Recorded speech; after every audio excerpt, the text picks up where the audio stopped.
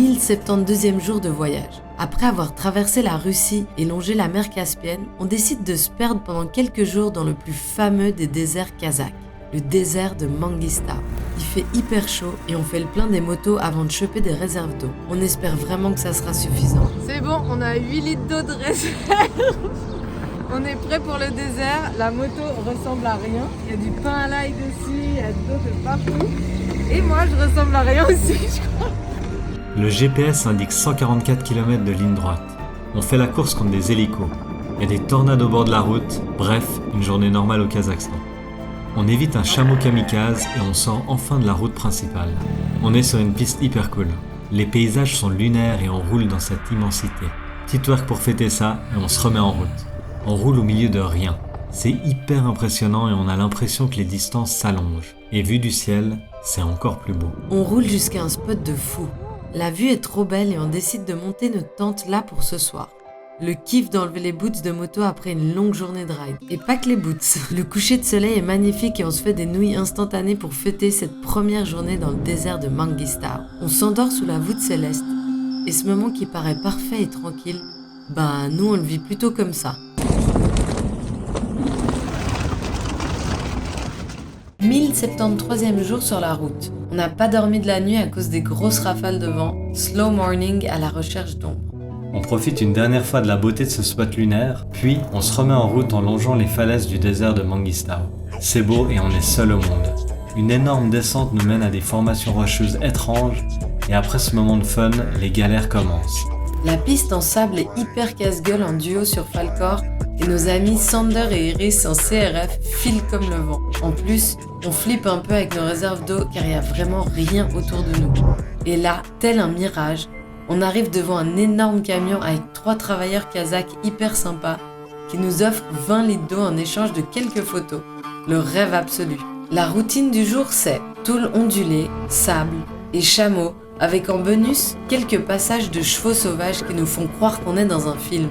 En fin d'après-midi, on retrouve la civilisation en arrivant dans la ville de Jenhausen. La CRF d'Iris nous fait une petite panne surprise à l'entrée de la ville. On meurt de chaud et une fois la moto refroidie, on trouve une auberge pour la nuit et garons les motos à l'abri. Pour vous partager la chaleur insoutenable, on tourne un petit reel dans notre salle de bain, mais je crois que la patronne n'a pas trop compris ce qui se passait. 1075e jour sur la route.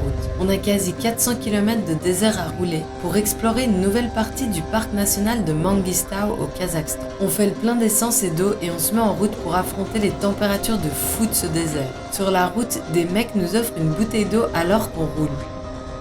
Cette eau en bonus est parfaite pour nous refroidir un peu avant d'attaquer les pistes. La piste est super fun à rider, mais après 1 heure de route, la moto d'Iris s'arrête net. On cherche alors un spot à l'ombre pour refroidir les humains et les machines. Oh là, il y a de l'ombre tout là. Il fait 42 degrés malgré le fait que c'est 18 heures. Et moi, j'en peux plus en tout cas. On est paumé au milieu du désert avec cette CRF qui démarre pas, mais on sait pas si on doit continuer ou faire demi-tour. On décide d'envoyer le drone en repérage et une fois rassuré, gaz.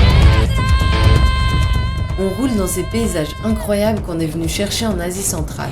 Un mix entre l'altiplano bolivien et la Monument Valley des US. Un rêve qui devient réalité. Le soleil commence à se coucher et on trouve un endroit magique pour la nuit. Après avoir repéré un spot à l'abri du vent, on plante la tente et le spectacle peut commencer. Seul au milieu de cette immensité, entouré d'un des paysages les plus incroyables qu'on ait vus de nos vies, on savoure l'instant présent avec nos amis. La nuit tombe et enfin, la baisse de température nous permet de manger et de nous écrouler sur nos matelas. 1076e jour sur la route. Après avoir passé la nuit dans un des spots de bivouac les plus beaux de toute notre vie, on plie la tente, chargeons les motos et on the road again pour rider le sunrise.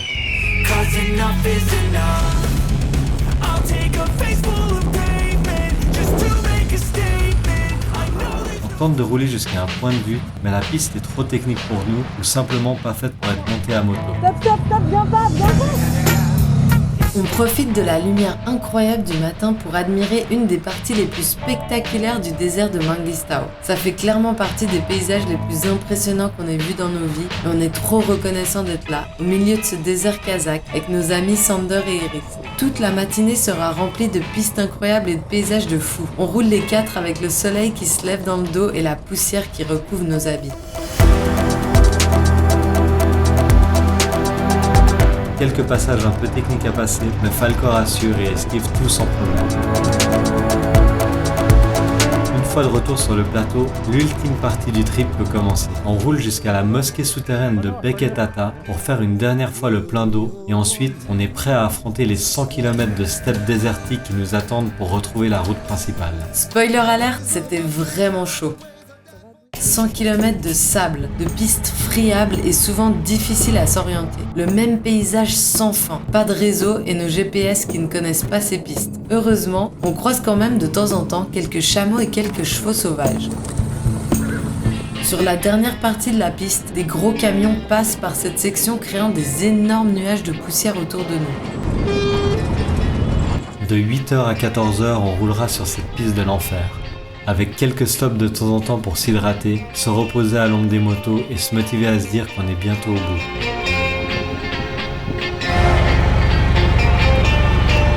Une fois de retour sur la route principale, il nous reste encore 100 km de ligne droite à faire. Des gros poids lourds à doubler, des tornades sur le bord de la route et un vent de fou tout le long. On est vraiment fumé et on se repose au bord de la route jusqu'à ce que la police débarque. Au total, 7h09 de route pour 266 km parcourus. À ce moment-là, c'est notre plus longue journée de ride de tout notre voyage.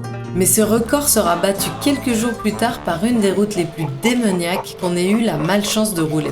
On finit la journée dans une chambre infestée de moustiques, mais heureusement, on trouve toujours des solutions. Nous, c'est Vince et Nata, on voyage ensemble depuis 22 ans et ça fait plus de 3 ans qu'on voyage à moto sur Falcor. Alors suis-nous si tu veux découvrir où ce voyage sans fin va nous mener.